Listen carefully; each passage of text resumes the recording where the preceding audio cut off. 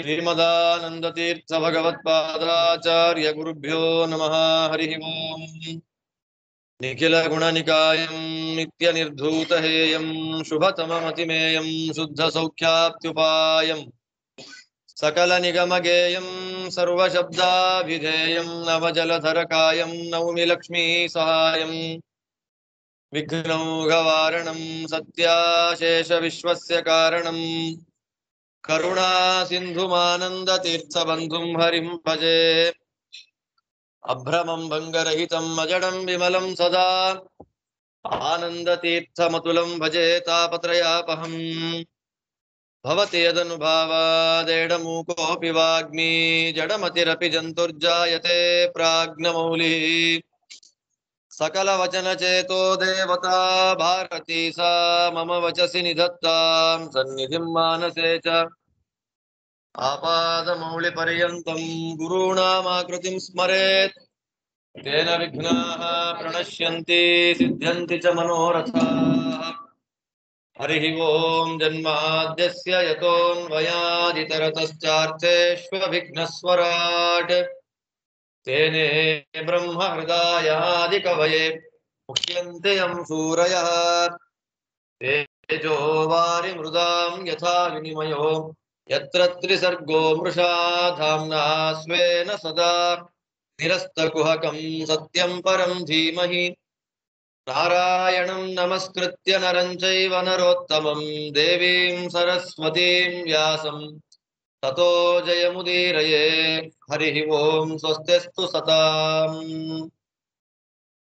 ಮುಖ್ಯವಾಗಿ ಧ್ರುವರಾಜರು ಮಾಡಿದಂತಹ ತಪಸ್ಸಿನ ಬಗ್ಗೆ ನಿನ್ನೆ ಹೇಳ್ತಾರೆ.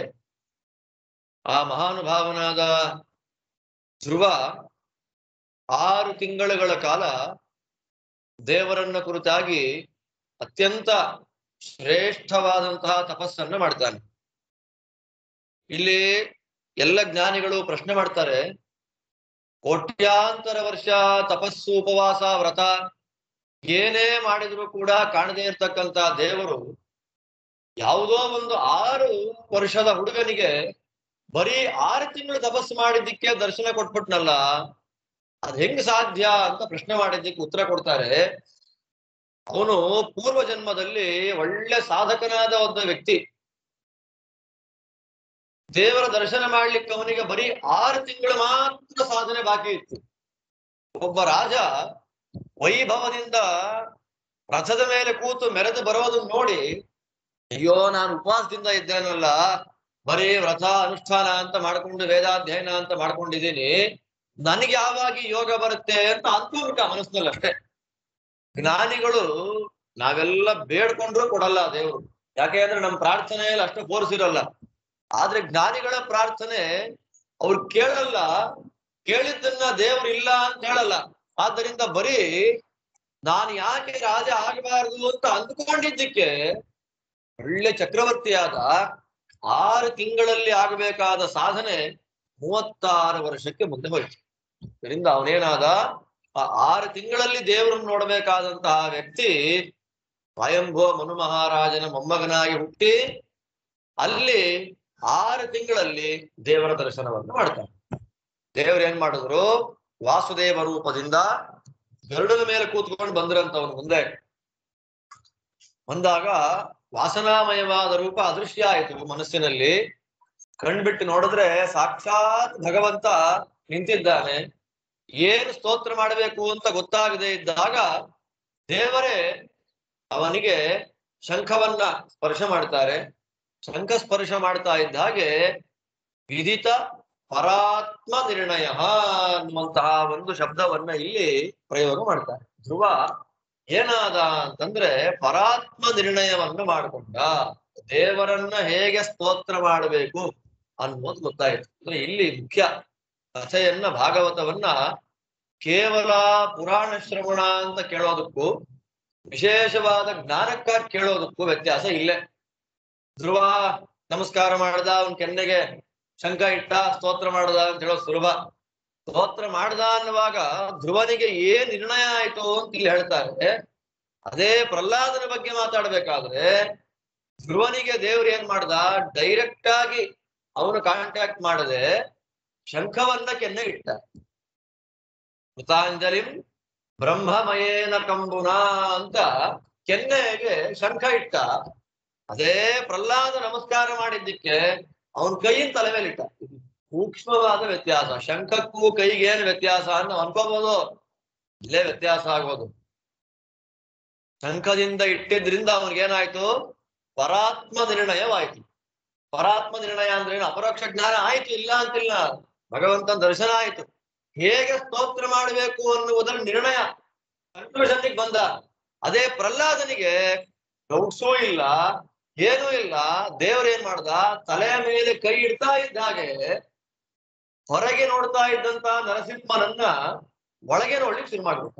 ಸತತ್ ಕರಸ್ಪರ್ಶ ಧುತ ಅಖಿಲ ಅಶುಭ ಸಪದ್ಯಭಿವ್ಯಕ್ತ ಪರಾತ್ಮ ದರ್ಶನ. ಧ್ರುವನಿಗೆ ಪರಾತ್ಮ ನಿರ್ಣಯ ಅಂತ ವೇದವ್ಯಾಸ ಬಂದಿರು, ಪ್ರಹ್ಲಾದನಿಗೆ ಪರಾತ್ಮ ದರ್ಶನ. ಎಷ್ಟು ವ್ಯತ್ಯಾಸ ಇದೆ.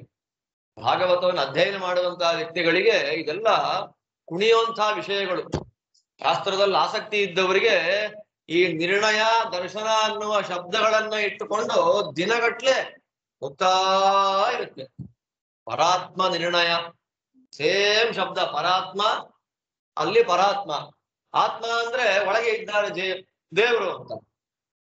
ಒಳಗೆ ನೋಡ್ಬಿಟ್ಟ ಅಂತಂದ್ರೆ ಅವನೇ ದೇವರಾಗಿದ್ದ, ಒಳಗೆ ನೋಡ್ಬಿಟ್ಟ ಅನ್ನೋ ಅರ್ಥ. ಆತ್ಮನನ್ನು ನೋಡಿದೆ ಅಂತಂದ್ರೆ ನಾನೇ ದೇವರಾಗಿದ್ದೆ, ನಾನ್ ದೇವರು ಅಂತ ನಂಗೆ ಗೊತ್ತಾಗುತ್ತೆ. ಪರಾತ್ಮ ನನ್ನ ಜೊತೆಯಲ್ಲಿದ್ರು ನನಗಿಂತ ಬೇರೆಯಾಗಿದ್ದಾನೆ ದೇವರು ಅನ್ನುವುದಾಗಿ ಶಾಸ್ತ್ರಗಳ ನಿರ್ಣಯ ಗೊತ್ತಾಯ್ತು. ಯಾರಿಗೆ? ಧ್ರುವನಿಗೆ. ಪ್ರಹ್ಲಾದನಿಗೆ ನನ್ನೊಳಗಿದ್ದು ನನಗಿಂತ ಬೇರೆಯಾದ ಭಗವಂತ ಇದ್ದಾನೆ ಅಂತ ದರ್ಶನ ಆಗುತ್ತೆ. ಅಷ್ಟೇ ವ್ಯತ್ಯಾಸ. ಆದ್ದರಿಂದಲೇ ಧ್ರುವ ಮತ್ತು ಪ್ರಹ್ಲಾದ ಅಂತ ಇಬ್ಬರು ಹುಡುಗರನ್ನ ನಮಗೆ ಉದಾಹರಣೆಯಾಗಿ ಕೊಟ್ರೆ ಧ್ರುವನಿಗಿಂತ ಪ್ರಹ್ಲಾದ ಉತ್ತಮೋತ್ತಮನಾಗಿದ್ದಾನೆ. ಯಾಕೆ? ಧ್ರುವ ಪ್ರಹ್ಲಾದ ಒಂದೇ ತರ ಇರ್ಬೋದಲ್ವಾ ಅಂದ್ರೆ ನೆಕ್ಸ್ಟ್ ಈ ಘಟನೆ ಆದ್ಮೇಲೆ ಧ್ರುವಂದೇನು ಪ್ರಹ್ಲಾದಂದೇನು ಅಂತ ಮುಖ್ಯ. ಧ್ರುವನಿಗೇನಾಯ್ತು? ಪರಾತ್ಮ ನಿರ್ಣಯವಾಯ್ತು. ನಿರ್ಣಯವಾದ ಮೇಲೆ ಶಂಖ ಇಟ್ನಲ್ಲ, ಶಂಖ ಇಡ್ತಾ ಇದ್ದಾಗ ಅವನಿಗೆ ತಲೆಯಿಂದ ಕಾಲ್ ತನಕ ಬಿಸಿಯಾಗೋಯ್ತು. ಅದು ಮುಖ್ಯ. ಬಿಸಿ ಆಯ್ತು. ಅದನ್ನ ಶಕ್ತಿಪಾತ ಅಂತಾರೆ. ದೊಡ್ಡವ್ರು ಯಾರಾದ್ರೂ ಒಳ್ಳೆ ತಪಸ್ವಿಗಳು ಜ್ಞಾನಿಗಳು ತಲೆ ಮೇಲೆ ಕೈ ಇಟ್ರೆ, ಆ ತಲೆ ಮೇಲೆ ಕೈ ಇಟ್ಟ ಅಂತಂದ್ರೆ ನಮ್ಮಲ್ಲಿ ಮೋಸ ಮಾಡ್ದ ಅಂತ ಅರ್ಥ ಅಲ್ವಾ? ಇಟ್ಬಿಟ್ಟ ತಲೆ ಮೇಲೆ ಕೈ ಏನ್ ಬಿಡ್ತಾರೆ, ಅದ್ರ ಅರ್ಥ ಏನು? ಮೋಸ ಮಾಡ್ಬಿಟ್ಟ ಅಂತ. ಭಗವಂತ ತಲೆ ಮೇಲೆ ಕೈ ಇಡ್ತಾರೆ, ಅಭಯ ಹಸ್ತವನ್ನ ಇಡ್ತಾನೆ ಅಂತಂದ್ರೆ ಶಕ್ತಿಪಾತ ಆಯ್ತು ಅಂತ. ನಮ್ಮ ಯೋಗ್ಯತೆಗೆ ಅನುಗುಣವಾದ ಜ್ಞಾನ ಬಂತು. ಒಳಗೆ ನಿಂತು ಮಾಡೋದೆಲ್ಲ ದೇವರೇ ಅಂತ ಗೊತ್ತಾಯ್ತು. ಶಬ್ದ ಗೊತ್ತಿದೆ, ನಾಲಿಗೆ ಇದೆ, ಮಾತಾಡಕ್ ಬರುತ್ತೆ, ಅರಳು ಹುರಿದಾಗಿ ಮಾತಾಡ್ತಾನೆ. ದೇವರ ಎದುರಿಗೆ ನಿಂತಾಗ ಒಂದ್ ಅಕ್ಷರ ಬರ್ಲಿಲ್ಲ ಅವನ್ ಬಾಯಿಂದ. ಯಾವಾಗ ಶಂಖಸ್ಪರ್ಶ ಆಯ್ತೋ ಇನ್ನಿಲ್ಲದಂತ ಸ್ತೋತ್ರ ಮಾಡ್ತಾನೆ. ಧ್ರುವವಾಚ ಯೋಂತಃ ಪ್ರವಿಶ್ಯ ಮಮ ವಾಚಮಿಮಾಂ ಪ್ರಸುಪ್ತಾಂ ಸಂಜೀವಯತ್ಯಖಿಲ ಶಕ್ತಿ ಧರಸ್ವಧಾಮ್ನಾ ಅನ್ಯಾನ್ಶ್ಚ ಹಸ್ತಚರಣ ಶ್ರವಣತ್ವಗಾದೀನ್ ಪ್ರಾಣಾನ್ ನಮೋ ಭಗವತೆ ಪುರುಷಾಯ ತುಭ್ಯಂ. ಎದುರಿಗೆ ನಿಂತವನು ವಾಸುದೇವ. ಇವನು ಕರೆದಿದ್ದೇನಂತ? ಪುರುಷ ಅಂತ ಕರೆದ. ಪುರುಷ ಅಂದ್ರೆ ಅಂತರ್ಯಾಮಿ. ಯೋ ಯಹ ಅಂತಃ ಪ್ರವಿಶ್ಯ, ನನ್ನ ಒಳಗೆ ಪ್ರವೇಶ ಮಾಡಿ ಪ್ರಸುಪ್ತ ಮಲಗಿಬಿಟ್ಟಿತ್ತು ಮಾತು. ದೇವ್ರ ಎದುರಿಗೆ ನಿಂತಿದ್ದಾನೆ, ಕೈ ಮುಗಿದಿದೆ, ಏನು ಸ್ತೋತ್ರ ಮಾಡ್ಬೇಕು ಅಂತ ಗೊತ್ತಿದೆ, ನಾಲ್ಗೆ ಬರ್ತಾ ಇಲ್ಲ. ಪ್ರಸುಪ್ತ ಅಂತಾನೆ. ಸುಪ್ತ ಅಂತಂದ್ರೆ ಮಲಗಿದ್ದು ಅಂತ, ಪ್ರಸುಪ್ತ ಅಂತಂದ್ರೆ ಯಾವುದೇ ಎಚ್ಚರ ಇಲ್ಲದೆ ಚೆನ್ನಾಗಿ ನಿದ್ದೆ ಮಾಡಿದ್ದು. ಇಂದ್ರಿಯಗಳೆಲ್ಲ ಏನ್ ಮಾಡಿತ್ತು? ಚೆನ್ನಾಗಿ ನಿದ್ದೆ ಮಾಡ್ಬಿಟ್ಟಿತ್ತು. ಆಗ ದೇವ್ರ ಏನ್ ಮಾಡ್ದ? ಪುರುಷ ರೂಪದಿಂದ ಒಳಗೆ ಪ್ರವೇಶ ಮಾಡಿ ಎಲ್ಲ ಇಂದ್ರಿಯಗಳನ್ನ ಬಡಿದಬ್ಬಿಸಿದ. ಆ ಇಂದ್ರಿಯಗಳನ್ನ ಬಡಿದಬ್ಬಿಸಿ ನನ್ನಿಂದ ಸ್ತೋತ್ರವನ್ನು ಮಾಡಿಸಿಕೊಳ್ತಿರತಕ್ಕ ಭಗವಂತನೇ ನಿನಗೆ ನಮೋ ನಮಃ. ಎಂಥ ಮಾತು ಇದು! ಸ್ವಧಾಮ್ನ ಅನ್ನುವ ಶಬ್ದವನ್ನ ಧ್ರುವ ಪ್ರಯೋಗ ಮಾಡ್ತಾನೆ. ಸ್ವಧಾಮ, ದೇವರಿಗೆ ರಹಸ್ಯವಾದ ನಾಮಗಳು ಅಂತ 4 ಇದೆ. ಭಗವಂತನ ಅತ್ಯಂತ ರಹಸ್ಯ ನಾಮಗಳು, ಬೇರೆ ಎಲ್ಲೂ ಸಿಗದೇ ಇರತಕ್ಕಂತಹ ನಾಮಗಳು. ಯಾವುದದು? ಪರ, ಸ್ವ, ಹರಿ ಮತ್ತು ಉದ್ದಾಮ ಅಂತ 4 ನಾಮಗಳು. ಪರಸ್ವೋ ಹರಿರುದ್ದಾಮ ಇತಿ ನಾಮ ಚತುಷ್ಟಯಂ ವಿಷ್ಣೋರ್ಗುಹ್ಯಂತು ಯೋ ವೇದ ಸರ್ವ ಪಾಪೈ ಪ್ರಮುಚ್ಯತೆ ಅಂತ ಹೇಳಿ ಎಲ್ಲ ಪಾಪಗಳಿಂದ ನಾವು ದೂರ ಆಗಬೇಕಾದ್ರೆ ದೇವರಿಗೆ ಅತ್ಯಂತ ರಹಸ್ಯವಾದ 4 ನಾಮಗಳಿದೆ ಅಂತ ಚಿಂತನೆ ಮಾಡಿದ್ರು. ಇದೇನಂದ ಧ್ರುವ ಸ್ವಧಾಮ್ನ ಅಂತಂದ. ಧಾಮ ಅನ್ನೋದಕ್ಕೆ ಬೆಳಕು ಅಂತ ಒಂದು ಅರ್ಥ, ಧಾಮ ಅಂತಂದ್ರೆ ಮನೆ ಅಂತ ಒಂದು ಅರ್ಥ, ಧಾಮ ಅಂದ್ರೆ ಲೋಕ, ನಮ್ಗೆ ಯಾವ್ದು ಆಶ್ರಯ ಆಗಿದೆ ಅದಕ್ಕೆ ಏನ್ ಕರಿತೇವೆ ನಾವು? ಧಾಮ ಅಂತ ಕರೆಯೋದು. ಇದರಿಂದ ಇಲ್ಲಿ ಸ್ವಧಾಮ, ಪರ ಅನ್ನೋದು ದೇವರ ಒಂದು ಮೊದಲನೇ ರಹಸ್ಯ ನಾಮ. ಪರ ಅಂದ್ರೇನು? ಪ ಅಂತಂದ್ರೆ ಶ್ರೇಷ್ಠವಾದ, ರ ಅಂದ್ರೆ ಆನಂದ. ಯಾರಿಗೂ ಇಲ್ಲದೆ ಇರುವಂತಹ ಉತ್ಕೃಷ್ಟವಾದ ಆನಂದ ದೇವರಿಗಿದೆ. ಆದ್ದರಿಂದ ಅವನು ಯಾರು? ಪರ. ನಮಗೂ ಆನಂದ ಇದೆಯಲ್ಲ ಅಂತಂದ್ರೆ ಆ ಆನಂದದ ಬೆನ್ನಲ್ಲೇ ದುಃಖ ಇದೆ. ದೇವರಿಗೆ ದುಃಖವೇ ಇಲ್ಲದ ಪರಾನಂದ. ಆದ್ದರಿಂದ ಭಗವಂತ ಪರ. ಅದಾದ್ಮೇಲೆ ಎರಡನೇದು ಸ್ವ. ಸ್ವ ಅಂದ್ರೇನು? ಸ್ವತಂತ್ರ. ಎಲ್ಲಾ ಮಾಡ್ತಾನೆ, ಏನೂ ಮಾಡಿಲ್ಲ ಅಂತಾರೆ ದೇವರು. ಸ್ವ ಅಂದ್ರೇನು? ಸ್ವತಂತ್ರ. ಎಲ್ಲಾ ಕೆಲಸ ಮಾಡೋದು ದೇವ್ರೆ, ಆದ್ರೆ ಏನೂ ಮಾಡಿಲ್ಲ ಅಂತಾರೆ. ಸ್ವ ಶಬ್ದದ ಅರ್ಥ ಮಾಡೋದೆಲ್ಲ ಅವನೇ, ಆದ್ರೆ ಏನು? ಯಾಕೆ ಅಂತಂದ್ರೆ ನಾವೇನಾದ್ರೂ ಕೆಲಸ ಮಾಡಿದ್ರೆ ನಮಗದ್ರಿಂದ ಏನ್ ಬೇಕು? ಪ್ರಯೋಜನ ಬೇಕು. ಅಡಿಗೆ ಮಾಡಿದ್ರೆ ಅಡಿಗೆ ಮಾಡಬೇಕು, ಮಾಡಿದ್ದೀನಿ, ನಾನಂತೂ ಊಟ ಮಾಡಲ್ಲ, ಯಾರು ಹಾಗೆ ಹೇಳಲ್ಲ. ಬಟ್ಟೆ ಒಗಿಬೇಕು, ಒಗೆದಿದ್ದೀನಿ, ಹಾಕೊಳ್ಳಲ್ಲ, ಯಾರು ಹೇಳಲ್ಲ. ಕಸ ಗುಡಿಸ್ಬೇಕು, ಇಲ್ಲ, ನಾವು ಮಾಡಿದ ಒಂದು ಕೆಲಸಕ್ಕೆ ನಮಗೊಂದು ಪ್ರಯೋಜನ ಇದೆ, ಆದ್ದರಿಂದ ನಾವು ಸ್ವಗಳಲ್ಲ. ದೇವರು ಎಲ್ಲಾ ಮಾಡಿದ್ರು ಅವನಿಗೇನೂ ಪ್ರಯೋಜನ ಇಲ್ಲ, ಅವನಿಗೆ ಬೇಕಾದ್ದೇನೂ ಇಲ್ಲ. ಆದ್ದರಿಂದ ದೇವರು ಯಾರು? ಸ್ವ. ಕೇಶವಃ ಸ್ವಹ ಸ್ವತಂತ್ರತ್ವ. ಸರ್ವಸ್ವತಂತ್ರನಾದ್ದರಿಂದ ಭಗವಂತನಿಗೆ ಸ್ವ. ಅದಾದ್ಮೇಲೆ ಹರಿಹಿ, ದೇವರಿಗೆ ಹರಿ ಅಂತ ಹೆಸರು. ಯಾಕೆ ಹರಿ ಅಂತ ಕರೀತಾರೆ ಅವನನ್ನ? ಶಿವನಿಗೆ ಹರ ಅಂತ ಹೆಸರು, ವಿಷ್ಣುವಿಗೆ ಹರಿ ಅಂತ ಹೆಸರು. ಇಲ್ಲಿ ಹರಕ್ಕೂ ಹರಿಗೂ ಒಂದೇ ವ್ಯತ್ಯಾಸ, ಅಲ್ಲಿ ಆ ಇಲ್ಲಿ ಈ ಅಷ್ಟೇ ವ್ಯತ್ಯಾಸ. ಹರ, ಇಲ್ಲಿ ಹರಿ. ಯಾವ ಪಾಪಗಳನ್ನ ಶಿವನಿಗೂ ಪರಿಹರಿಸಲಿಕ್ಕಾಗೋದಿಲ್ಲ ಆ ಎಲ್ಲ ಪಾಪಗಳನ್ನ ಪರಿಹರಿಸ್ತಾನೆ ನಾರಾಯಣ. ಆದ್ದರಿಂದ ಭಗವಂತನಿಗೆ ಏನ್ ಹೆಸರು? ಹರಿ. ಹರಿಹಿ ಹರತಿ ಪಾಪಾನಿ. ಆದ್ದರಿಂದ ಭಾಗವತದಲ್ಲಿ ಕೊನೆಯದಾಗಿ ಭಾಗವತವನ್ನ ಮುಗಿಸ್ಬೇಕಾದ್ರೆ ಒಂದ್ ಮಾತು ಹೇಳ್ತಾರೆ, ಹರಯೇ ನಮ ಇತ್ಯುಚ್ಚೈಹಿ ಅಂತ ಹೇಳಿ ಭಾಗವತವನ್ನ ಮುಗಿಸುವಾಗ, ಮಂಗಳ ಮಾಡುವಾಗ ಯಾರ್ಯಾರು ಕೂತಿದ್ದಾರೆ ಅವರೆಲ್ಲ ಸೇರಿ ಕೈಗಳನ್ನ ತಲೆ ಮೇಲೆ ಇಟ್ಕೊಂಡು 3 ಸಲ ಹರಯೇ ನಮಃ ಹರಯೇ ನಮಃ ಹರಯೇ ನಮಃ ಅಂತ ಹೇಳ್ಬೇಕಂತ. ಯಾಕೆ ಅಂತಂದ್ರೆ ಭಾಗವತ ಕೇಳಲಿಕ್ಕೆ ಅಂತ ಬಂದು ಕೂತಾಗ ಮನಸ್ಸಿನಲ್ಲಿ ಏನೇನೋ ಕಲ್ಪನೆ, ಎಷ್ಟು ಗಂಟೆ ಮುಗಿಯುತ್ತೋ, ಎಷ್ಟು ಗಂಟೆಗೆ ಹೋಗ್ಬೇಕೋ, ಅರ್ಥ ಆಗದೆ ಆದ್ರೂ ಕೂತ್ಕೊಂಡಿರ್ಬೇಕಾಗತ್ತೆ, ನಾನಾ ವಿಧವಾದ ಆಲೋಚನೆ ಮನಸ್ಸಲ್ಲಿ ಬರ್ತಿರುತ್ತೆ. ಪಾಪ ಅದೆಲ್ಲ ಹೇಳಲಿಕ್ಕಾಗದೆ ಇರ್ತಕ್ಕಂಥ, ಒಳಗಿಟ್ಕೊಳ್ಲಿಕ್ಕಾಗದೆ ಇರುವಂತ ಪಾಪಗಳು. ಆ ಪಾಪಗಳನ್ನೆಲ್ಲ ಪರಿಹಾರ ಮಾಡ್ತಾನೆ. ಆದ್ದರಿಂದ ಭಗವಂತ ಯಾರು? ಹರಿ. ಅದಾದ್ಮೇಲೆ ಹರಿ ಎನ್ನುವ ಶಬ್ದದಿಂದ 10 ಜನ ಇದ್ದಾರೆ. ಎಲ್ಲಕ್ಕೂ ವಿಸ್ತಾರ ಆಗೋಗುತ್ತೆ ಬೇಡ. ಆದ್ದರಿಂದ ಭಗವಂತನ ರಹಸ್ಯ ನಾಮ ಸರ್ವ ಪಾಪಗಳನ್ನು ಪರಿಹಾರ ಮಾಡುವ ಕಾರಣ ಭಗವಂತ ಯಾರು? ಹರಿ. ಆದ್ಮೇಲೆ ನೆಕ್ಸ್ಟ್ ಉದ್ದಾಮ. ದೇವರಿಗೆ ಉದ್ದಾಮ. ಇವನಷ್ಟು ದೊಡ್ಡ ಮನೆ ಇನ್ಯಾರಿಗೂ ಇಲ್ಲ. ಒಬ್ಬೊಬ್ರು ಒಂದೊಂದೇ ಮನೆ ವಾಸ ಮಾಡೋದು, 2-3 ಮನೆ ಇದ್ರೆ ಬಾಡಿಗೆ ಕೊಟ್ಟಿರ್ತಾರೆ. ಇವನು ವಾಸ ಮಾಡೋದು ಒಂದೇ ಮನೆಯಲ್ಲಿ. ಆದ್ರೆ ಭಗವಂತನಿಗೆ ಅವನದ್ದೇ ಆದ 3 ಮನೆಗಳಿದೆ. ಆ 3 ಮನೆಯಲ್ಲೂ 3 ರೂಪದಿಂದ ಇದ್ದಾನೆ. ಆದ್ದರಿಂದ ಭಗವಂತ ಯಾರು? ಉದ್ದಾಮ. ಆದ್ದರಿಂದ 4 ದೇವರ ರಹಸ್ಯ ನಾಮ. ನಾವೆಲ್ರಿಗೂ ಬೇಕಾದವರಾಗಬೇಕು ಅಂದ್ರೆ ಇಲ್ಲಿ ಹೇಳ್ತಾರೆ, ನಾವೆಲ್ರಿಗೂ ಬೇಕಾದವರಾಗಬೇಕು, ನಮ್ಮನ್ನ ಎಲ್ರೂ ಅವ್ರ ಜೊತೆ ಇದ್ರೆ ಸಂತೋಷ ಆಗತ್ತೆ ಅನ್ಬೇಕು ಅನ್ನೋ ಭಾವನೆ ನಮಗಿದ್ರೆ ಪ್ರತಿನಿತ್ಯ ಈ 4 ಹೆಸರು ದೇವರಿಗಿದೆ ಅಂತ ಚಿಂತನೆ ಮಾಡ್ಬೇಕಂತೆ. ಪರ, ಸ್ವ, ಹರಿ, ಉದ್ದಾಮ. ವಿಷ್ಣೋರ್ಗುಹ್ಯಂತು ಯೋ ವೇದ ಭವೇತ್ ಸರ್ವೈರಪೇಕ್ಷಿತ. ಎಲ್ಲರಿಗೂ ಬೇಕಾದವನಾಗ್ಬಿಡ್ತಾನೆ. ಆದ್ದರಿಂದ ದೇವರ ರಹಸ್ಯ ನಾಮಗಳಲ್ಲಿ ಒಂದು ಸ್ವ, ಅದನ್ನ ನಾರದರು ಉಪದೇಶ ಮಾಡಿದ್ದಾರೆ ಧ್ರುವನಿಗೆ. ಅವನೇನ್ ಮಾಡದ, ಸ್ವಧಾಮ್ನ ಅಂತ ಅವನು ಒಬ್ಬನೇ ಬರಲ್ಲ ದೇವರು. ದೇವರು ಬಂದ್ರೆ ಜೊತೆ ಎಲ್ಲರನ್ನು ಕರ್ಕೊಂಡ್ ಬರ್ತಾರೆ. ದೇವರ ಮನೆ ಅಂದ್ರೆ ಯಾವುದು? ಬ್ರಹ್ಮಾಂಡಂ ವರಮಂದಿರಂ ಅಂತ. ದೇವರ ಮನೆ ಅಂದ್ರೆ ಅದು ಬ್ರಹ್ಮಾಂಡ. ದೇವರು ಒಬ್ಬನೇ ಬರಲ್ಲ.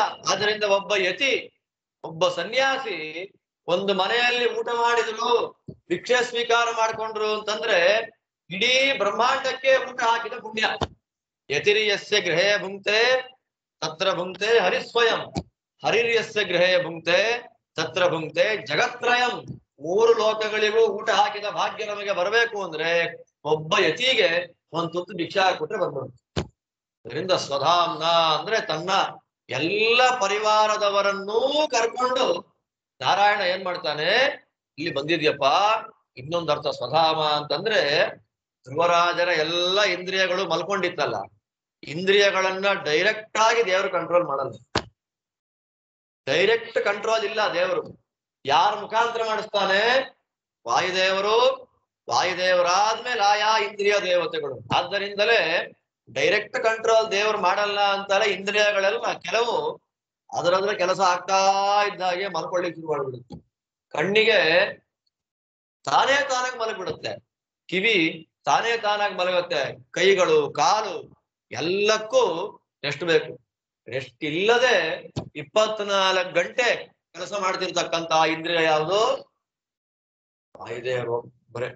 ನಾವ್ ಎದ್ದಿರ್ಲಿ, ಮಲಗಿರ್ಲಿ, ಸ್ವಪ್ನದಲ್ಲಿರ್ಲಿ, ಓಡಾಡ್ತಿರ್ಲಿ, ಆಯಾಸವಿಲ್ಲದೆ ಮಲಗುವಂತಹ, ಓಡಾಡುವಂತಹ, ಕೆಲಸ ಮಾಡುವಂತಹ ಒಬ್ಬೇ ಒಬ್ಬ ವ್ಯಕ್ತಿ ಯಾರು?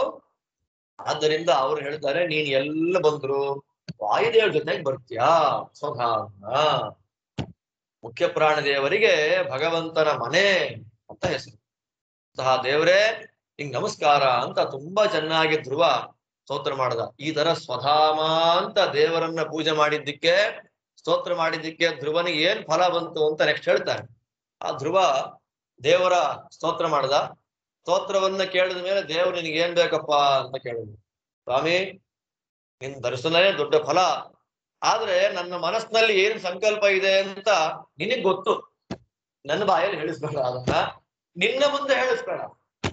ಪಾಠ ಕ್ಷೇತ್ರಗಳಿಗೆ ಹೋದಾಗ ದೇವ್ರ ಮುಂದೆ ಸಂಕಲ್ಪಗಳು ಹೇಳಬಾರ್ದು. ದೇವ್ರ ಮುಂದೆ ಹೋಗಿದ್ದೆ ಅನುಗ್ರಹ.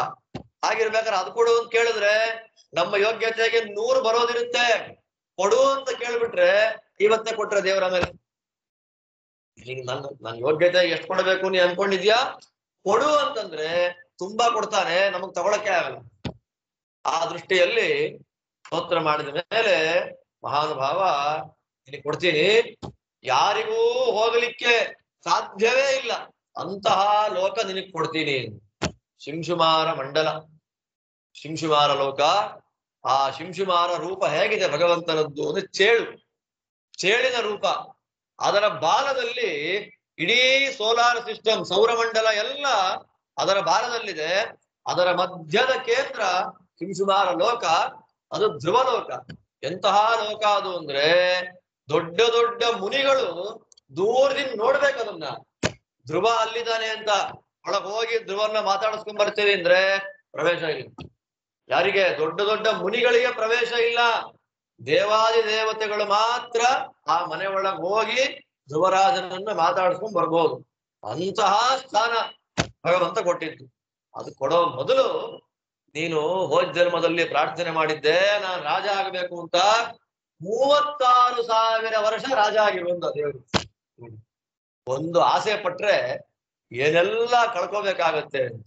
ಮೋಕ್ಷಕ್ಕಾಗಿ ಸಾಧನೆ ಮಾಡಿದವನು ಒಂದ್ ಸಂಪತ್ತು ಬೇಕು, ರಾಜ ಆಗಬೇಕು ಅನ್ಕೊಂಡ 36,000 ವರ್ಷ ಚಕ್ರವರ್ತಿ ಆಗಿದೆ.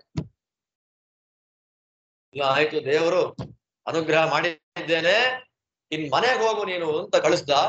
ಅದೃಷ್ಟನಾಗ ಹೋದ ದೇವರು. ಜ್ಞಾನಿಯಾದ ಧ್ರುವ ವಾಪಸ್ ಮನೆಗೆ ಬರ್ಬೇಕಾದ್ರೆ ಆಲೋಚನೆ ಮಾಡ್ತಾನೆ, ಎಂಥ ತಪ್ಪು ಮಾಡ್ಬಿಟ್ಟೆ, ಅಹೋ ಬತ ಮಮ ಅನಾದ್ಯಂ, ನಾನೆಂತ ತಪ್ಪು ಮಾಡ್ಬಿಟ್ಟೆ. ಮೋಕ್ಷವನ್ನ ಕೈಯಲ್ಲೇ ಕೊಡುವ ದೇವ್ರನ್ನ ಇಟ್ಕೊಂಡು ಒಂದ್ ಯಾವ್ದೋ ಮನೆ ಕೊಡು ಅಂತ ನಾನ್ ದೇವ್ರನ್ನ ಕೇಳ್ಬಿಟ್ಟು ನಾನು ಎಂಥ ಮೂರ್ಖತ. ತಪ್ಪು ಮಾಡಿದೆ, ನಮಸ್ಕಾರ ಮಾಡಿದ್ರೆ ಎಲ್ಲಾ ಕಡೆ ದೇವರು ಸಾಕ್ಷಾತ್ತಾಗಿ ಬಂದ. ನಾನೇನ್ ಕೇಳ್ದೆ, ನಮ್ ತಾತ ಮುತ್ತಾತಂದ್ರೆ ಹೋಗ್ದಿರೋ ಸ್ಥಾನ ಕೊಟ್ಬಿಡು ಅಂತ ನಾನ್ ಕೇಳ್ದೆ. ಆಕ್ಚುಯಲ್ ಆಗಿ ಇದು ಧ್ರುವ ಮಾಡಿದ ಪಾಠ, ನಾವು ಕೇಳಬಾರ್ದು ಅಂತ.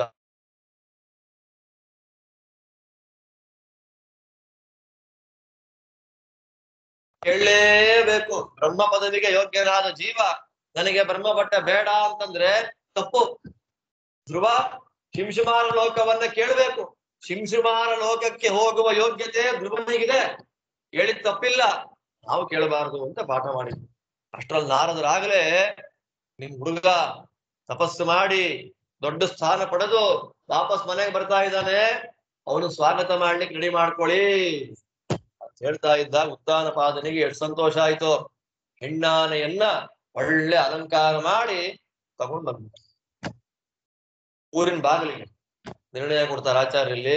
ಅದೇನು ಆನೆ ಮೇಲೆ ಮೆರವಣಿಗೆ ಮಾಡ್ದ ಅಂದ್ರೆ ಮುಗಿತಾ ಇತ್ತು, ಹೆಣ್ಣಾನೆ ಮೇಲೆ ಕರ್ಕೊಂಡ್ ಅಂತ ಯಾಕೆ ಹೇಳ್ಬೇಕು? ಹೆಣ್ಣಾನೆ ಅದೇ ಸ್ಪೆಸಿಫಿಕ್ ಆಗಿ ಹೆಣ್ಣಾನೆ ಕರಿಣಿ ಅಂತ ಹೆಣ್ಣಾನೆ ಅಂತ ಯಾಕಂದ್ರು?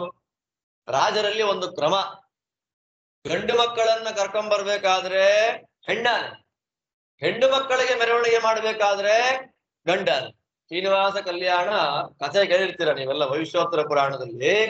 ಅದರಲ್ಲಿ ಬರುವಂತಹ ಒಂದು ಉಲ್ಲೇಖ, ಪದ್ಮಾವತಿ ದೇವಿಯನ್ನ ಆನೆ ಮೇಲೆ ಕೂಡಿಸ್ಕೊಂಡ್ ಬಂದ್ರು ಅನ್ನೋ ಉಲ್ಲೇಖ. ಯಾವ ಆನೆ ಅಂದ್ರೆ ಗಜರಾಜನ ಮೇಲೆ ಕೂಡಿಸ್ಕೊಂಡು ಬಂದ್ರು. ಆರುಹ್ಯ ಗಜರಾಜಂ ತಾಮ್ ಅಂತ ಗಂಡಾನೆ ಮೇಲೆ ಕೂಡಿಸ್ಕೊಂಡು ಕರ್ಕೊಂಡ್ ಬಂದ್ರು ಅಂತ ಉಲ್ಲೇಖ.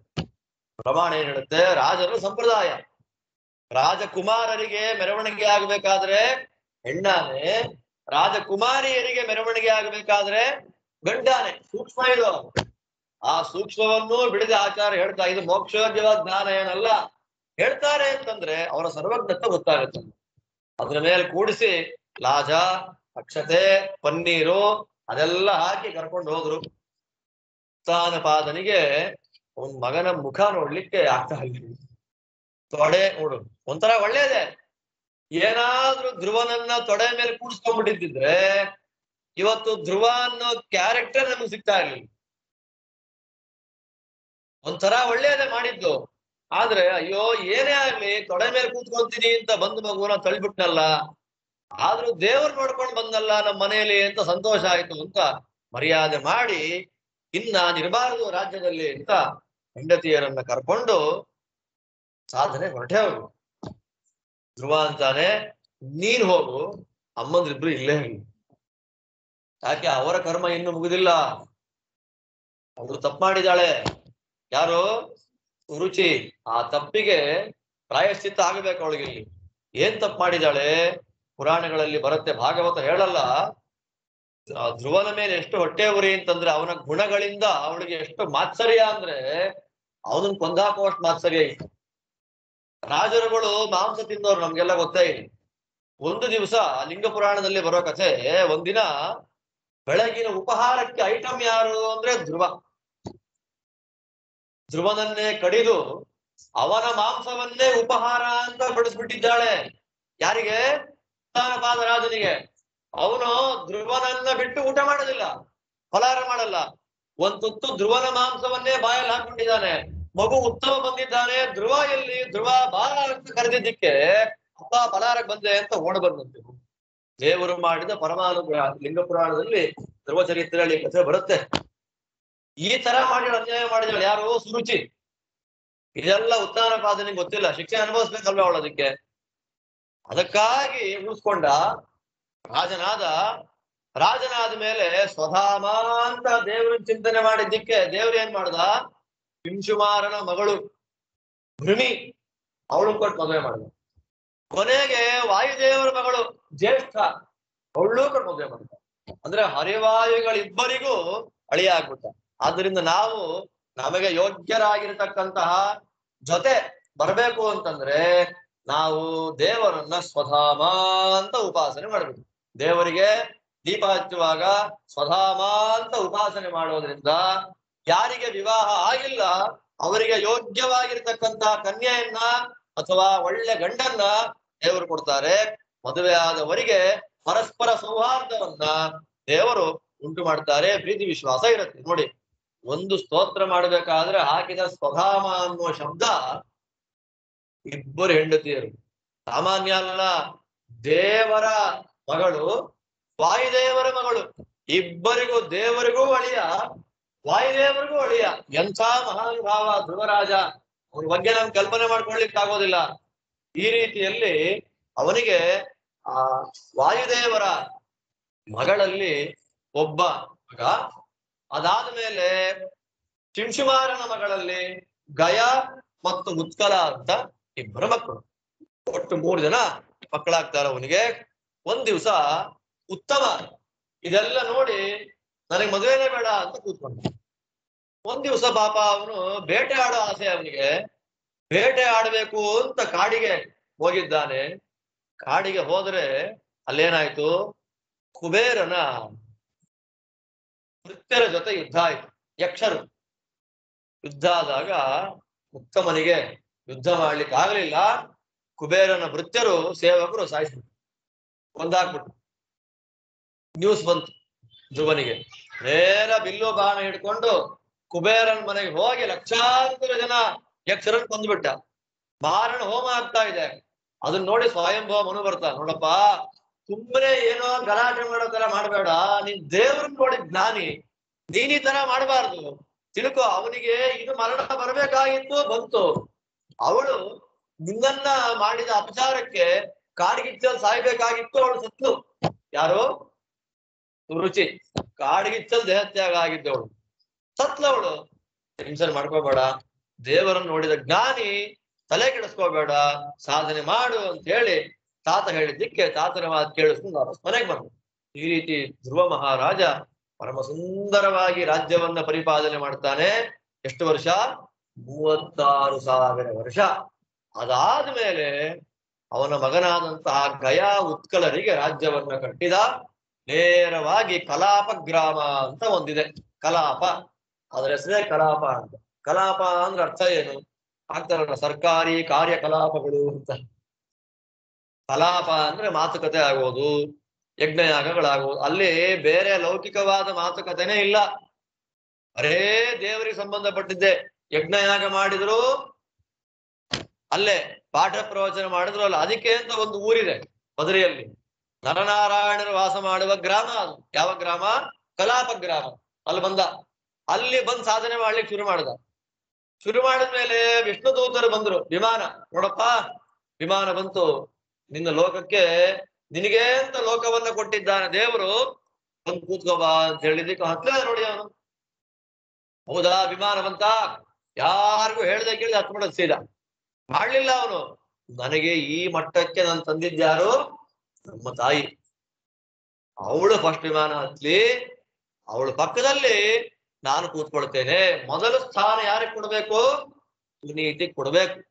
ಸುನೀತಿ ಹತ್ತಿದ ಮೇಲೆ ನಾನು ಹತ್ತು ಕೂತ್ಕೊಳ್ತೇನೆ. ವಿಷ್ಣುದೂತರೆ ಬೇಜಾರು ಮಾಡ್ಕೋಬೇಡಿ ಅಂದಿದ್ದಕ್ಕೆ ವಿಷ್ಣುದೂತರಂದ್ರು, ಮೇಲ್ ನೋಡೊಂದ್ಸಲ ಅಲ್ಲಿ ಅವಳಾಗಲೇ ವಿಮಾನದಲ್ಲಿ ಹೋಗ್ತಾ ಇದ್ದಾಳೆ ಮೇಲಕ್ಕೆ. ನಮ್ಮ ದೇವರ ರಾಜ್ಯದಲ್ಲಿ ಯಾರಿಗೆ ಮೊದಲು ಮರ್ಯಾದೆ, ಯಾರಿಗೆ ಆಮೇಲೆ ಮರ್ಯಾದೆ ಹೇಳ್ಕೊಟ್ಟು ಮಾಡಲ್ಲ. ನಮ್ಮಲ್ಲಿ ಅವ್ರಿಗೆ ಮಾಡಿ ಇವ್ರಿಗೆ ಮಾಡಿ, ಅವ್ರು ಆಗ್ತಾರ ಅವ್ರು ಆಗಲ್ವಾ? ನಮ್ಮಲ್ಲಿ ಮನುಷ್ಯರಲ್ಲಿ, ದೇವರಲ್ಲಿಲ್ಲ. ಯಾರ ಯೋಗ್ಯತೆ ಏನೋ ತಕ್ಕ ಮರ್ಯಾದೆ ದೇವರು ಮಾಡೇ ಮಾಡ್ತಾರೆ. ನಮಸ್ಕಾರ ಮಾಡ್ದ.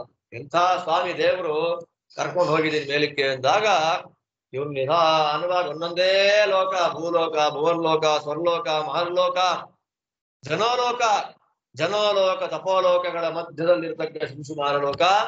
ಆ ಶಿಂಶುಮಾರ ಲೋಕದಲ್ಲಿ ಶಿಂಶುಮಾರನ ಬಾಲದ ತುದಿಯಲ್ಲಿರುವ ಅರಮನೆ, ಆ ಅರಮನೆಯಲ್ಲಿ ಕರ್ಕೊಂಡು ಇಟ್ಟುಬಿಟ್ಟು, ಯೋಗ್ಯರ ಯಾರ ಅಯೋಗ್ಯರು ಅವ್ರಿಗೆ ಪ್ರವೇಶವೇ ಇಲ್ಲ.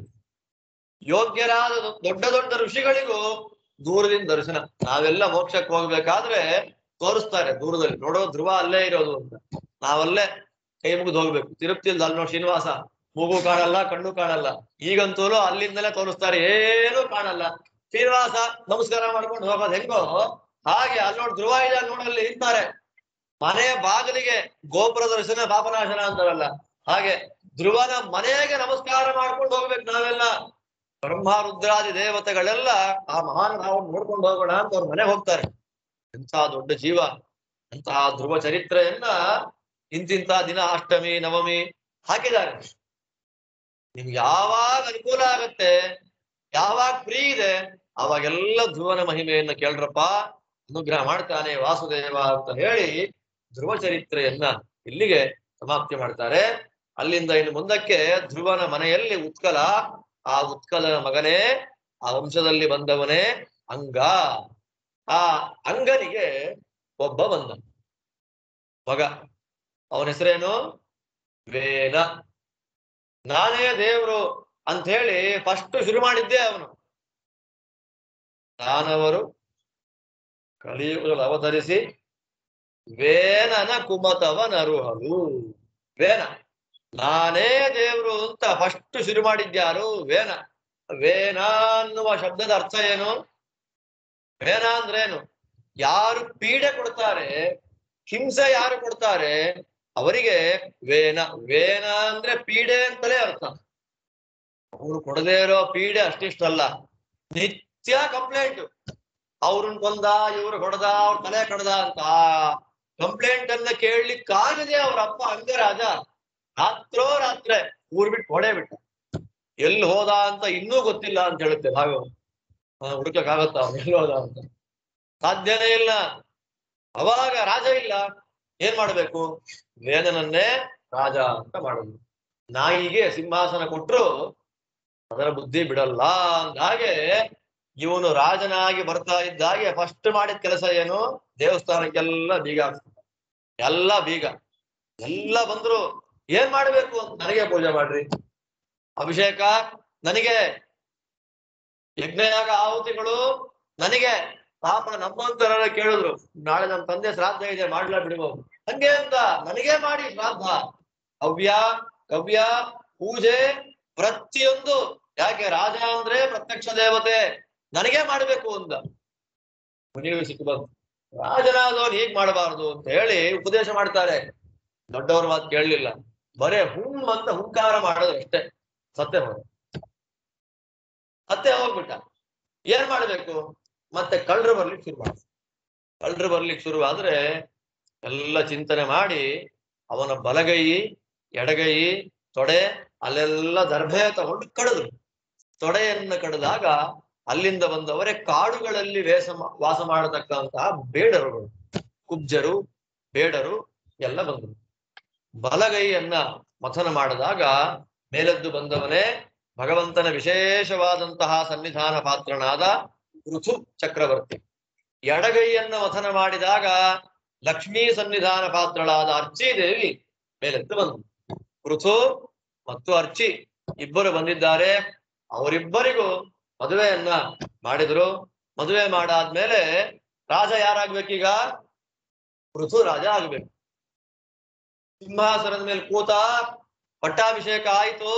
ವಂದಿಮಾಗದರೆಲ್ಲ ಬಡವರ ಬಂಧು, ಅವನಿನ್ನೂ MLA ಆಗಿ ಇನ್ನೂ ಕೈ ಸೈನು ಹಾಕಿರಲ್ಲ. ಬಡವರ ಬಂಧು, ದಲಿತೋದ್ಧಾರಕ, ದೀನೋದ್ಧಾರಕ ಅಂತೆಲ್ಲ ಹಾಕ್ತಿರ್ತಾರೆ. ಹಾಗೆ ಇವನಿಗೆ ನಿನ್ನಂತೋನಿಲ್ಲ, ನೀನೇ ಚಂದ್ರ, ದೇವೇಂದ್ರ, ಹಾಗೆ ಈಗ ಸ್ತೋತ್ರ ಮಾಡಿ ಶುರು ಮಾಡಿಬಿಟ್ರು.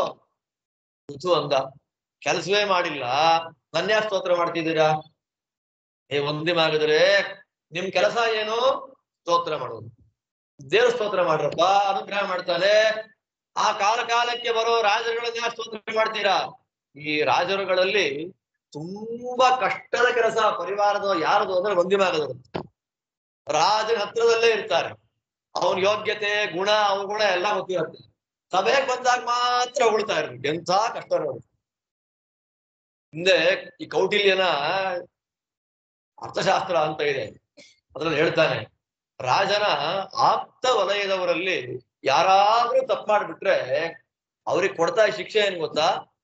ಒಂದಿ ಆಗ್ಬೇಕಿಲ್ಲ, ಮಾಗದಾಗ್ಬೇಕು. ದೊಡ್ಡ ಶಿಕ್ಷೆ. ಆತ್ಮಹತ್ಯೆ ಮಾಡ್ಕೊಂಡು ಸಾಯ್ಬೇಕದು.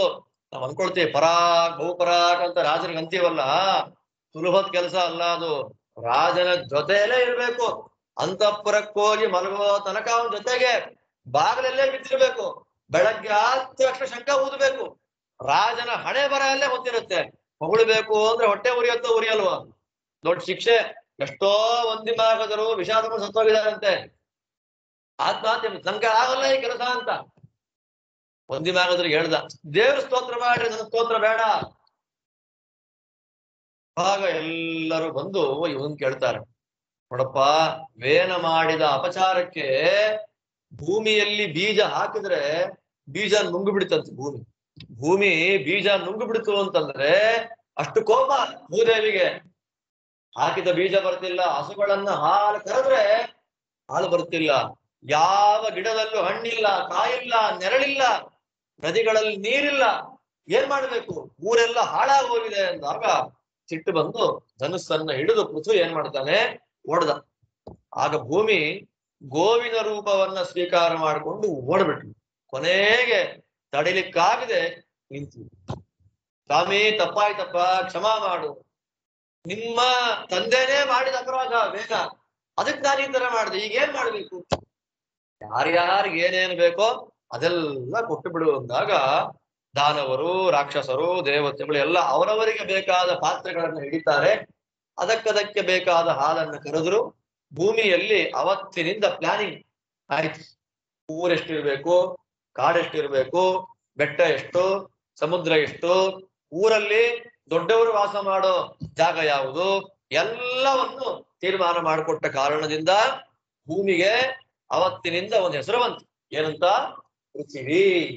ಪೃಥು ಮಹಾರಾಜ ಸಮತಟ್ಟನ್ನಾಗಿ ಮಾಡಿದ ಕಾರಣ ಭೂಮಿಯನ್ನ ಪೃಥ್ವಿ ಅಂತ ಕರೆದ್ರು. ಇಂಥ ಪೃಥು ಮಹಾರಾಜ ಲಕ್ಷಾಂತರ ವರ್ಷಗಳ ಕಾಲ ಈ ಭೂಮಿಯನ್ನ ಆಳ್ವಿಕೆ ಮಾಡಿ ರಾಜಸೂಯ, ಅಶ್ವಮೇಧ, ವಾಜಪೇಯ, ಸೋಮ ಮೊದಲಾದಂತಹ ದೊಡ್ಡ ದೊಡ್ಡ ಯಜ್ಞಯಾಗಾದಿಗಳನ್ನೆಲ್ಲ ಮಾಡಿ ಕೊನೆಗೆ ಬದರಿಕಾಶ್ರಮಕ್ಕೆ ಹೋಗಿ ಅಲ್ಲಿ ಹರಿಸಾಯುಜ್ಯವನ್ನು ಪಡೆದಿದ್ದಾನೆ. ಇಂತಹ ಪೃಥು ಮಹಾರಾಜನಲ್ಲಿ ಯಾರಿದ್ದಾರೆ? ಪೃಥು ಮಹಾರಾಜನಲ್ಲಿ ಪ್ರವೇಶ ಮಾಡಿದಂತಹ ಭಗವಂತನ ರೂಪಕ್ಕೆ ರಾಜರಾಜೇಶ ಏನು ಹೇಳುದು ನಾವು, ರಾಜರಾಜೇಶ್ವರ ಅಥವಾ ರಾಜರಾಜೇಶ ಅನ್ನುವಂತಹ ರೂಪ ಅದರಲ್ಲಿದೆ ಅಂತ ಹೇಳಿ ಈ ಚರಿತ್ರೆಯನ್ನು ಇಲ್ಲಿ ಮುಗಿಸ್ತಾ ಇದ್ದಾರೆ.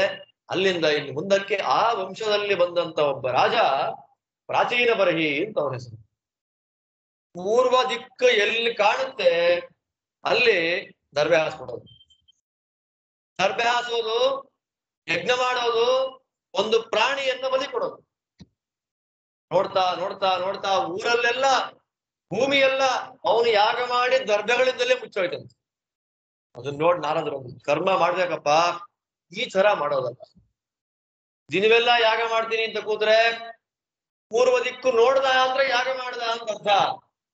ಆಗ ನಾರದ್ರು ಅಂತಾರೆ, ಬಾಯಿಲಿ ಎಂಥ ತಪ್ಪು ಮಾಡ್ತಾ ಇದ್ಯಾ ನೀನು, ಯಜ್ಞ ಮಾಡ್ತೀಯಾ, ಪ್ರಾಣಿಗಳನ್ನ ಬಲಿ ಕೊಡ್ತೀಯಾ, ನೀನು ಬಲಿ ಕೊಟ್ಟ ಪ್ರಾಣಿಗಳು ಏನಾಗಿದೆ ಅಂತ ನೋಡು ಒಂದ್ಸಲ ಅಲ್ಲಿ ಅಂತವ್ರು ಏನ್ ಮಾಡ್ತಾರೆ, ಅವನು ಬಲಿ ಕೊಟ್ಟ ಪ್ರಾಣಿಗಳನ್ನು ತೋರಿಸ್ತಾರೆ ಮೇಲೆ. ಸ್ವರ್ಗಕ್ಕೆ ಹೋಗ್ಲಿಕ್ಕೆ ಕ್ಯೂ ನಿಂತ್ಕೊಂಡ್ಬಿಟ್ಟಿದಂತೆ ಆ ಪ್ರಾಣಿಗಳಲ್ಲಿ, ಅಷ್ಟು ಕಡ್ದಿರೋದು, ಅಷ್ಟು ಪ್ರಾಣಿಗಳು. ಆದ್ರಿಂದ ಕಲಿಯುಗದಲ್ಲಿ ಯಜ್ಞ ಮಾಡುವಾಗ ಪ್ರಾಣಿ ವಧೆ ನಿಷೇಧ. ಕಲಿಯುಗದಲ್ಲಿ ತ್ರೈವರ್ಣಿಕರಿಗೆ ಮಾಂಸ, ಮದ್ಯ ಇದೆರಡೂ ಕೂಡ ನಿಷೇಧ. 4ನೇ ವರ್ಣದವರಿಗೆ ಅವರ ಕೆಲಸಕ್ಕೆ ತಕ್ಕನಾಗದು ಸ್ವೀಕಾರ ಮಾಡ್ಕೊಳ್ಬೇಕಾದ್ದರಿಂದ ಅದನ್ನು ವಿಧಾನ ಮಾಡಿಟ್ಟಿದ್ದಾರೆ. ತ್ರೈವರ್ಣಿಕರಿಗೆ, ಬ್ರಾಹ್ಮಣ, ಕ್ಷತ್ರಿಯ, ವೈಶ್ಯರಿಗೆ ಈ ಮಾಂಸ ಮತ್ತು ಮದ್ಯ ಎರಡು ವರ್ಜ್ಯ. ಇವನೇನ್ ಮಾಡ್ದ, ಏನ್ ಹೋಗ್ತಾ ಇದೆ, ಹೋಗುವಾಗ ಸ್ವಾಮಿ ನಾನು ಯಾಗ ಮಾಡಿ ಏನ್ ಮಾಡಿದೀನಿ, ಸ್ವರ್ಗ ಕೊಟ್ಟೆ ಆ ಪ್ರಾಣಿಗಳಿಗೆ, ತಪ್ಪೇನಾಯ್ತು ಅಂತ ಪ್ರಾಚೀನ ಬರಹಿ ಕೇಳಿದ್ದಕ್ಕೆ ನಾರದರಂತಾರೆ, ಸ್ವಲ್ಪ ಕಿವಿ ನೆಟ್ಟಗ್ ಮಾಡ್ಕೋ, ಆ ಪ್ರಾಣಿಗಳು ಏನ್ ಮಾತಾಡಿಸ್ತಾ ಇದೆ ಕೇಳಿಸ್ಕೋ ಅಂತ ಅಂದಾಗ ಪ್ರಾಣಿಗಳು ಪರಸ್ಪರ ಮಾತಾಡ್ತಾ ಇದೆ. ಈ ಅಯೋಗ್ಯ ನನ್ ಕಡಿದು ಬಿಟ್ಟ, ನಾಳೆ ಬೆಳಗ್ಗೆ ನಾನು ರಾಜನಾಗಿ ಬರ್ತೀನಿ, ಅವನು ಪ್ರಾಣಿಯಾಗಿ ಬರ್ತಾನೆ, ಈ ಯಾಗ ನಾನು ಮಾಡಿ ಅವನ ಕಡೆ ಯಾಗ ಮಾಡ್ತೀನಿ. ಆದ್ದರಿಂದ ಮಾಂಸ ಅಂದ್ರೆ ಅರ್ಥ ಏನು, ಮಾಂ ಸಹ, ನನ್ನನ್ನ ಅವನು, ನಾನು ಅದನ್ನ ಕಡಿದ್ರೆ ಅದು ನನ್ನನ್ನ ಕಡಿಯುತ್ತೆ, ನಾನು ಅದನ್ನ ತಿಂದ್ರೆ ಅದು ನಾಳೆ ಬೆಳಗ್ಗೆ ನನ್ನನ್ನು ತಿನ್ನತ್ತೆ. ಆದ್ದರಿಂದ ಇವತ್ತು ಅನೇಕ ಮೂರ್ಖರು ವಾದ ಮಾಡ್ತಾರೆ, ಹಾಗೆ ಈಗ ದಂಟಿನ ಸೊಪ್ಪನ್ನು ಕತ್ತರಿಸ್ಬೇಕಾದ್ರೆ ಅದ್ರಲ್ಲೂ ಜೀವ ಇಲ್ವಾ, ಅಳಲ್ವಾ, ಅದು ಹುರುಳಿಕೆ ತೊಟ್ಮುರಿ ಬೇಕಾದ್ರೆ ಅಳಲ್ವಾ, ಆದ್ರಿಂದ ಅದ್ರಲ್ಲಿ ಹೇಗೆ ಜೀವವೋ ಇದು ಹಾಗೆ ಜೀವ, ತಪ್ಪೇನು ವಾದ ಮಾಡ್ತಾರೆ. ಹುರುಳಿಕಾಯಿ ಕಟ್ ಮಾಡುವಾಗ ಅಯ್ಯೋ ನಂಗೆ ನೋಡಕ್ಕಾಗಲ್ಲಪ್ಪ ನೋಡ್ತೀವ ನಾವು, ನನ್ನ ಯಾವುದೋ ದೇವಸ್ಥಾನದಲ್ಲಿ ಬಲಿ ಕೊಡ್ಬೇಕಾದ್ರೆ ನಮ್ ಕೈಲಿ ಆಗಲ್ಲಪ್ಪ ಅಂತ. ಯಾಕೆ? ಅಲ್ಲಿ ಭೀಕರತೆ ಇದೆ, ರಕ್ತ ಇದೆ, ಮಾಂಸ ಇದೆ, ನೋಡ್ಲಿಕ್ಕೆ ಆಗೋದಿಲ್ಲ. ಅದಕ್ಕೆ ನಾವೇನ್ ಮಾಡ್ತೀವಿ? ಜೀವ ಎಲ್ಲಾ ಕಡೆ ಇದ್ರು ತರಕಾರಿ ತಿನ್ನುವಾಗ, ಸೇಬು ಕುಯ್ಯುವಾಗ ಅಯ್ಯೋ ಸೇಬೆ ಸತ್ತೋಗ್ತಾ ಇದೆಯಲ್ಲ ಸೇಬು ಅಂತ ನಾವು ಅನ್ನಲ್ಲ. ಅದಕ್ಕೋಸ್ಕರ. ಆದ್ರೆ ಅಕ್ಕಿಗಳಲ್ಲೂ ಜೀವ ಇದೆ, ಬೇಳೆಯಲ್ಲಿದೆ, ಕಾಳಲ್ಲಿದೆ, ಎಲ್ಲಾ ಕಡೆ ಇದೆ. ಪಾಪ ಬಂತೋ ಇಲ್ವೋ? ಬಂದೇ ಬಂತು. ಅದಕ್ಕೆ ಏನ್ ಮಾಡ್ತೇವೆ? ನೈವೇದ್ಯ ಮಾಡಿ ವೈಶ್ವದೇವ ಅಂತ ಮಾಡೋದು. ವೈಶ್ವದೇವ ಮಾಡಿ ತಿಂದ್ರೆ ಪಂಚಸೂನ ಹುಟ್ಟಿದ್ದು, ಹುರಿದಿದ್ದು, ರುಬ್ಬಿದ್ದು, ಬಿಡಿಸಿದ್ದು ಇದೆಲ್ಲದು ಪಾಪವೇ. ಆ ಎಲ್ಲ ಪಾಪಗಳ ಪರಿಹಾರಕ್ಕೆ ನಾವೇನ್ ಮಾಡ್ತೀವಿ? ಒಂದು ಆಲೋಚನೆ ಮಾಡ್ಕೊಳ್ಳಿ. ಬೆಂಡೆಕಾಯಿ ಕುಯ್ಬೇಕಾದ್ರೆ ಕುಯ್ಬೇಡ ಅಂತ ಹತ್ಬಿಟ್ರೆ ಎಷ್ಟು ಚೆನ್ನಾಗಿರುತ್ತೆ. ಆಚಾರ ಕೆಟ್ರೆ ಏನ್ ಬೇಕಾದ್ರೂ ಆಗೋದು. ಹುಲ್ಲು ಹಾವಾಗ ಕಡಿಯುತ್ತೆ. ಒಬ್ಬ ಋಷಿಗೆ ಶಾಪ ಅದೇ ಬಂದಿತ್ತು. ಡುಂಡುಭಾ ಅಂತ ಒಂದ್ ಸರ್ಪ ಇತ್ತು. ಅವನಿಗೆ ಎಲ್ಲ ಮಾತುಕತೆ ಆಯ್ತು. ಪುಕ್ಲ ಎದ್ರ ಪುಕ್ಲ ಅವನು ಕಾಡಿಗೆ ಬರಕ್ ಭಯ ಆಯ್ತು. ಅವ್ನು ಏನ್ ಮಾಡಿದ್ರು, ದರ್ಭೆಯಿಂದ ಹಾವು ರೆಡಿ ಮಾಡ್ಬಿಡು, ಅವನ ಆಸ್ತಿ ಹೊಡಿಬೇಕಾಗಿತ್ತು. ಅದಕ್ಕೆ ಏನ್ ಮಾಡ್ತಾರೆ, ದರ್ಭೆಯಿಂದ ಹಾವು ಮಾಡಿ ತೋರಿಸ್ಬಿಟ್ಟಿದ್ವಿ. ಹಿಂಗಂದ ಅಷ್ಟೇ. ಹಾವು ಕಚ್ಚಿಬಿಡ್ತು, ಸದ್ದೆ ಹೋದ. ಆತರ ಘಟನೆಗಳು. ಅಂದ್ರೆ ಭಯ ಇದ್ದಾಗ, ಮನಸ್ಸು ದುರ್ಬಲವಾಗಿದ್ದಾಗ, ಹಗ್ಗ ತುಳಿದ್ರು ಕತ್ತಲಲ್ಲಿ ತಲೆಯ ಒಳಗೆ ಹಾವು ಕಚ್ಚಿಬಿಟ್ಟಿದೆ ಅಂತ ಆಲೋಚನೆ ಬಂದ್ರೆ ಏನಾಗತ್ತೆ?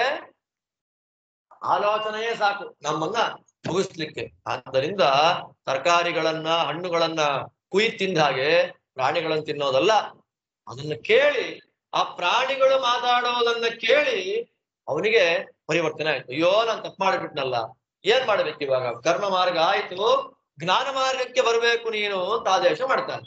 ಜ್ಞಾನ ಮಾರ್ಗ. ಏನ್ ಜ್ಞಾನ ಮಾರ್ಗ ಸ್ವಾಮಿ ಎಂದಾಗ, ಸಂಸಾರ ಸಾರ ಅನ್ನುವಂತಹ ಶುದ್ಧವಾದ ವೇದಾಂತ. ವೇದಾಂತ ಒಣ ವೇದಾಂತ ಅಂತಾರೆ. ಅದು ಒಣ ವೇದಾಂತ ಅಲ್ಲ. ಕಷ್ಟ ಸುಖಗಳು ಅನುಭವಿಸಿದವರಿಗೆ ವೇದಾಂತದ ರುಚಿ ಏನು ಅಂತ ಗೊತ್ತಿರತ್ತೆ. ಆದ್ದರಿಂದ ಪುರಂಜನೋಪಾಖ್ಯಾನ ಅಂತ ಒಂದು ಕಥೆ. ಅದರಲ್ಲಿ ನಮ್ಮ ದೇಹ 9 ದ್ವಾರಗಳಿಂದ ಕೂಡಿದ ಹಾಗೆ 9 ದ್ವಾರಗಳಿಂದ ಕೂಡಿದ ಒಂದು ಊರು. ಅದರಲ್ಲಿ 6 ಜನ ಹೆಂಡತಿಯರು, ಕಾಮಕ್ರೋಧ ಲೋಭ ಮೋಹ ಮದ ಮಾತ್ಸರ್ಯ. ಅದನ್ನ ಕಂಟ್ರೋಲ್ ಅಲ್ಲಿ ಇಟ್ಕೊಳ್ಳದೆ ಅದು ಹೇಗ್ ಕೇಳುತ್ತೋ ಹಾಗೆ ನಾವು ಕೇಳ್ತಾ ಹೋದ್ರೆ ಪುರಂಜನನ ಊರು ಹಾಳಾದ ಹಾಗೆ ನಮ್ಮ ದೇಹವು ಹಾಳಾಗಿಬಿಡುತ್ತೆ. ಸಿಟ್ಟು, ಆಸೆ, ಲೋಭ, ಮೋಹ, ಮದ, ಮಾತ್ಸರ್ಯ ಅದನ್ನ 100% ನಾನು ಇಟ್ಕೊಂಡಿದ್ದೀನಿ ಅಂತ ಯಾರಿಗೂ ಇಲ್ಲ. ಆದ್ರೆ ಕಂಟ್ರೋಲ್ ಇಟ್ಕೊಂಡಿರ್ಬೇಕು. ಎಷ್ಟು ಕಂಟ್ರೋಲ್ ಅಲ್ಲಿ ಇದೆ ಅಷ್ಟು ಉದ್ಧಾರ ಆಗುತ್ತಪ್ಪ. ಆದ್ದರಿಂದ ಪುರಂಜನ ಅನ್ನೋನ್ ಯಾರು ಹೇಳ್ತಾರೆ? ಸಾತ್ವಿಕ ಜೀವರ ಅಭಿಮಾನಿ ದೇವತೆಗಳು ಬ್ರಹ್ಮದೇವರು, ತಾಮಸ ಜೀವರಿಗೆ ಅಭಿಮಾನಿ ಕಲಿ, ರಾಜಸ ಜೀವರಿಗೆ ಅಭಿಮಾನಿ ಪುರಂಜನ. ಅದು ವಿಶೇಷ. ಅಂತಹ ಪುರಂಜನನ ಚರಿತ್ರೆಯನ್ನ ಇಲ್ಲಿ ಪುರಂಜನೋಪಾಖ್ಯಾನ ಅಂದ್ರೆ ದೇಹದ ಸುಖಕ್ಕಾಗೇ ಎಲ್ಲವನ್ನ ಇಟ್ಟುಕೊಂಡು ಇಡೀ ಜೀವನವನ್ನೇ ಹಾಳು ಮಾಡಿಕೊಂಡಂತಹ ವ್ಯಕ್ತಿ. ಹಾಗಾಗಬೇಡ, ಸಾಧನೆ ಮಾಡಿಕೊಂಡು ಮೋಕ್ಷಕ್ಕೆ ಹೋಗು ಅನ್ನುವಂತಹ ಪಾಠವನ್ನ ಯಾರಿಗೆ ಮಾಡ್ತಾರೆ? ಪ್ರಾಚೀನ ಬರಹಿ ಮಾಡಿದ್ರು. ಆ ಪಾಠವನ್ನ ಕೇಳಿದಂತಹ ಪ್ರಾಚೀನ ಬರಹಿ ಮಹಾರಾಜ ವಿಶಿಷ್ಟವಾದ ಕ್ರಮದಲ್ಲಿ ಸಾಧನೆಯನ್ನು ಮಾಡಿಕೊಂಡು ಮೋಕ್ಷಕ್ಕೆ ಹೋದ ಅಂತ ಚರಿತ್ರೆ ಹೇಳುತ್ತಾರೆ. ಅಂತ ಪ್ರಾಚೀನ ಬರಹಿಗೆ 10 ಜನ ಮಕ್ಕಳಾಗ್ತಾರೆ, ಪ್ರಚೇತಸರು ಅಂತ. ಆ 10 ಜನ ಪ್ರಚೇತಸರಿಗೆ ಒಬ್ಬನೇ ಮಗ. ಅವನೇ ಶಿವದ್ವೇಷವನ್ನ ಮಾಡಿ ಹಾಳಾಗಿ ಬಿದ್ದಂತಹ ದಕ್ಷ. ಆ ಚರಿತ್ರೆಯನ್ನ ಮತ್ತೆ 8ನೇ ಸ್ಕಂದದಲ್ಲಿ ನಿರೂಪಣೆ ಮಾಡ್ತಾರೆ. ಇಲ್ಲಿಗೆ ಪ್ರಿಯವ್ರತ ಮಹಾರಾಜರ ವಂಶದ ವಿಸ್ತಾರ ಅಂತನ್ನೋದು ಮುಗೀತು. ಸ್ವಯಂಭೂ ಮನು ಮಹಾರಾಜರಲ್ಲಿ ಆಕೂತಿ, ದೇವಹೂತಿ, ಪ್ರಸೂತಿಯ ಕಥೆ ಆಯ್ತು. ದೇವಹೂತಿ ದೇವಿಯ ಮಕ್ಕಳ ಕಥೆ ಆಯ್ತು. ಪ್ರಸೂತಿ ದೇವಿಯ ಮಕ್ಕಳ ಕಥೆ ಆಯ್ತು. ಆಕೂತಿ ದೇವಿಯ ಮಕ್ಕಳ ಕಥೆಯೂ ಆಯ್ತು. ಅದಾದ ಮೇಲೆ ಪ್ರಿಯವ್ರತ ಮತ್ತು ಉತ್ಥಾನಪಾದರಲ್ಲಿ ಉತ್ಥಾನಪಾದರಾಜನ ವಂಶ ಚರಿತ್ರೆ ಆಯ್ತು. ಆ ಉತ್ಥಾನಪಾದರಾಯನ ವಂಶದಲ್ಲಿ ಪ್ರಧಾನವಾಗಿ ನಿಲ್ಲುವಂತಹ ವ್ಯಕ್ತಿ ಯಾರು?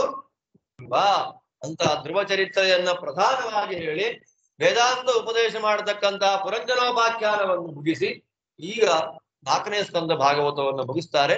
ಅಲ್ಲಿಂದ ಇನ್ನು ಮುಂದಕ್ಕೆ ಪಂಚಮ ಸ್ಕಂದ ಭಾಗವತ ಆರಂಭ ಆಗುತ್ತೆ. ಪಂಚಮ ಸ್ಕಂದ ಭಾಗವತದಲ್ಲಿ ಪ್ರಧಾನವಾಗಿ ಬರ್ತಕ್ಕಂತಹ ಚರಿತ್ರೆ ಎರಡು. ಒಂದು ಎರಡನೇ ಸ್ಕಂದದಲ್ಲಿ ದೇವರನ್ನ ಇಡೀ ಬ್ರಹ್ಮಾಂಡದಲ್ಲಿ ನೋಡಬೇಕು ಅಂದ್ರಲ್ಲ, ಆ ಬ್ರಹ್ಮಾಂಡದ ನಿರೂಪಣೆಯನ್ನು ಮಾಡಿ ಅಂತ. ಅದು ಅರ್ಧದಿಂದ ಕೊನೆ ತನಕ ಬರುತ್ತೆ. ಆರಂಭದಿಂದ ಅರ್ಧದ ತನಕ ಪ್ರಿಯವ್ರತ ಮಹಾರಾಜರ ವಂಶಾವಳಿ. ಪ್ರಿಯವ್ರತ ಮಹಾರಾಜರಿಂದ ಆರಂಭ ಮಾಡಿಕೊಂಡು ಭರತ ಚಕ್ರವರ್ತಿ ತನಕ ಆ ವಂಶದ ಚರಿತ್ರೆಯನ್ನೆಲ್ಲ ವಿಸ್ತಾರವಾಗಿ ನಿರೂಪಣೆ ಮಾಡ್ತಾರೆ.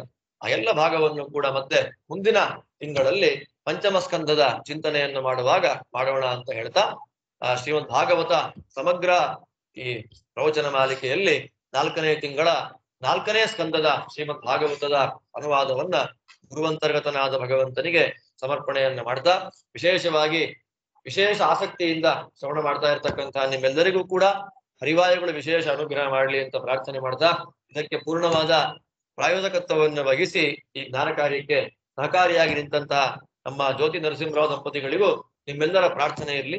ಹರಿವಾಯುಗಳ ವಿಶೇಷ ಅನುಗ್ರಹದಿಂದ ಇದೇ ರೀತಿ ಜ್ಞಾನ ಕಾರ್ಯ ಅವರಿಂದ ಮುಂದುವರಿಸುವಂತಾಗಲಿ ಅಂತ ಪ್ರಾರ್ಥನೆ ಮಾಡ್ತಾ ಈ ತಿಂಗಳ ಜ್ಞಾನ ಯಜ್ಞ ಮುಗಿಸ್ತಾ ಇದ್ದೇವೆ.